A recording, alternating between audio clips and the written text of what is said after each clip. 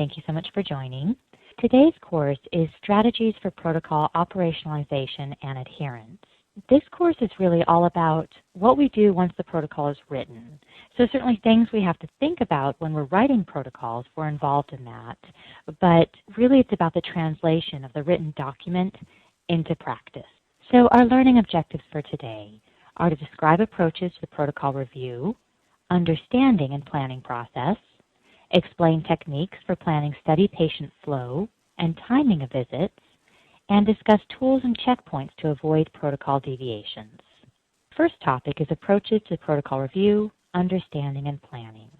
When we think about operationalization, it's a little bit of a mouthful of a word, but again, it's just a way of saying how we put things together, how we make them work.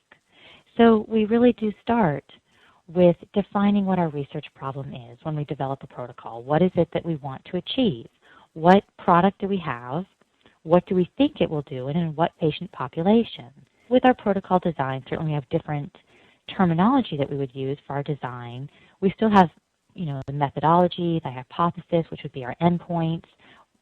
It's data-driven. We have our procedures defined. But essentially, the protocol needs to define the research problem very, very clearly.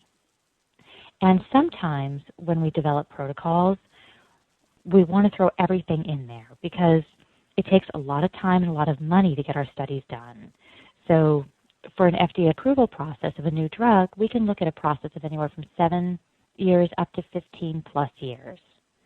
So we want to make sure that when we do our studies, we answer every possible question, we have every possible indication, we look at every possible patient population this could work in. And sometimes we end up with too much in our studies.